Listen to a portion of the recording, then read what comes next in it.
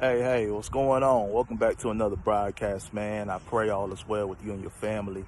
I wanted to hit you with another thought on the go while I am out on the go, getting ready to link up with a friend here in a little bit, out in this neighborhood I'm in. But, uh, you know, I think in life a lot of times, if we aren't careful, we can miss, um, we can miss really positive moments, man, really good moments for us to have as individuals. That's why I entitled this broadcast something that you probably heard before. You probably heard it, you thought it was a cliche, but it's true nonetheless, which is in life, you have to learn to embrace the journey. The faster you learn to do that, the faster you learn to embrace your journey, the quicker you will find yourself being at peace as well as achieving what you were put on this earth to achieve. People who can't embrace the journey, they often lack the ability to live in the moment. And you have to have that, man. You have to have that ability to be able to just live in the moment, not stressing about, oh, what's next? This project I got coming up, man. How am I going to make it better than the last one? How am I going to keep people's attention?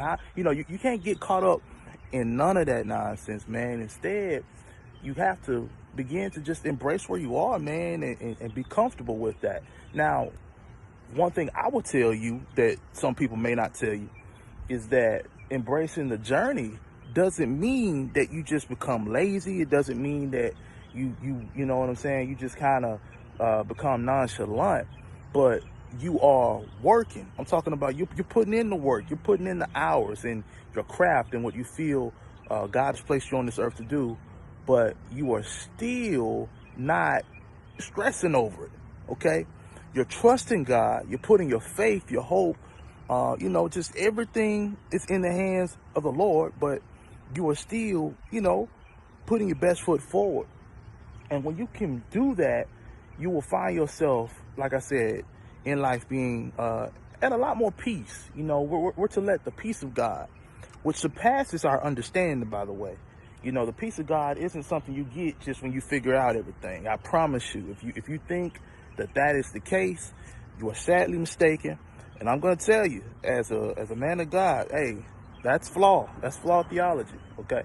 Because it makes it clear that the peace of God guides us. It guides you and me in times where we don't even understand, we don't understand our situation. But that peace, in a way, is meant to keep us in the midst of what we are going through, as well as build our faith in God, build our trust in God. Because, the Bible makes it clear, without faith, it's impossible to please God. A lot of us talk about Abraham. People have made songs about Abraham. Father Abraham, had many sons had Father Abraham. Those songs that people have sung in children's church if you've grown up in that kind of environment. But, Abraham, the Bible makes it clear, Abraham was called by God to found a nation. In fact, the nation we know as Israel today was founded by Abraham. But when he first started, he didn't even know where the nation was going to be at. He just started walking. God gave him a command, and he got up and started moving. And that's one thing you have to do, man. As long as you are moving, as long as you are being obedient to the last thing that God spoke to you, do not, and I repeat, do not cause anxiety or allow anxiety to cause you to miss the moment and to miss the gems on your journey. One of the aspects I love about my journey was that I got to do it, and I get a little emotional even thinking about it now. I got to do it alongside my father. Anybody who knows me knows how much I love my family in general, but I really love my dad because we were both doing the same thing, serving the Lord in ministry. And it's crazy because we had so many unique times together, not just on the pulpit when we were preaching or taking notes, because I understand that there are some people who don't spend time with their fathers like that. They're kind of just in passing relationships. It's like, oh, I'll get them something to show them that I quote unquote love them, but I'm not going to spend no time with them. I'm not going to, really see what's going on with them. But one of the things that I used to love, being with my father, is that, just that time traveling on the road. He would always be driving and things of that nature. Many people don't know it, but for several years, he would drive over 6 hours in one day, every Sunday, as a matter of fact, because we have two churches, and we actually had several other churches at the time, but he was driving to all of those churches, man, and preaching the gospel and things like that. And I would go with him from time to time, and it was just cool to know that even in the midst of what I'm doing, and my own calling, and my own place with God, that was still a part of my journey. It was a part of my journey to spend time with my pops, man, to laugh and to have a relationship that a lot of people don't have with their earthly parents. My father really was an exemplary model for that. And I don't say that to throw it in nobody's face, but the fact of the matter is that if I was always focused on the next thing, if I was always focused on, the ministry events and things of that nature that we were doing, I could have easily missed some gems, some wonderful moments. But because God allowed me to stop and see, there was one time, I'll never forget it. And for those of you that can't relate to this, you probably don't understand, but it's still the truth nonetheless. You can probably relate to it in some form or fashion. I remember that there was a moment in my life where I was getting ready to preach at a church, and my dad was getting ready to introduce me and things like that. And I remember it was like we came out together as a team, and he gave me a fist bump before we left the office.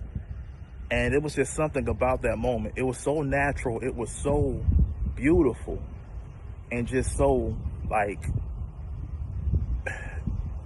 so for somebody like you, it may not mean a whole lot, but to me, it was something, man. It meant that, I was doing life with my, my father, man, someone who I valued, someone who I respected. And, in life sometimes, man, if we ain't careful, like I said, we can miss those moments. And I'm not saying these things because, mentioning my father because I feel down or discouraged or I miss him. I mean, God knows I miss him, but it's not like I'm crying about it every day because I know he's in a better place.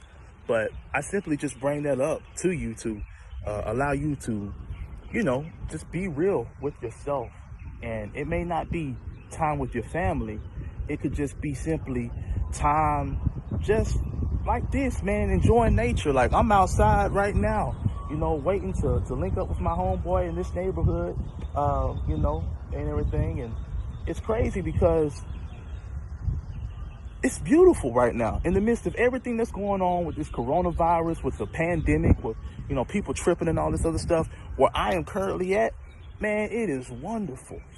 But the fact of the matter is that sometimes you got people in life that can overlook moments like these, the little moments, because they got so much other junk going on, man, or they may have some toxic relationships going on. And I just want to encourage you, if that's you, man, get that stuff out of your life and begin to live, man. Begin to live. Jesus said that he came that we may have life and life more abundantly. It's amazing how the word makes sense in such clarity when you just make up your mind that you're going to follow that way and not go the way of the world, not go the way of the wicked, man. So listen, keep spreading positivity, keep doing what you know you ought to be doing. And I believe that at the end of your journey, you're going to hear, well done, thy good and faithful servant. But if you are not at where you want to be right now, I just want to conclude by encouraging you to embrace your journey.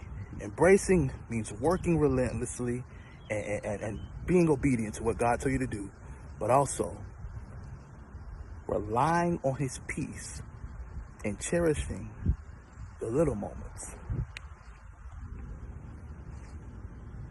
so that you can get the full experience. If I didn't learn to cherish those little moments that I had with my dad, the moments that we laughed and things like that, I could have completely missed And I thank God I didn't. I could have completely missed out on the gym. I could have got so halty and thought that, oh, my dad, he's doing his own thing. And, he's kind of like, he's my father. He can't relate to me and things of that nature. But I didn't do that. I didn't do that. Instead, I chose to embrace our relationship. And I'm thankful to God that I did. Okay. So you do the same, man. I think God will do some wonderful, awesome things in your life in this season. Okay. Let's go ahead, continue the positivity, embracing our journey. And until next time, you are on the mind of God and his thoughts towards you are good thoughts and not evil ones. All right. I think I see my homeboy, so I'll holler at you.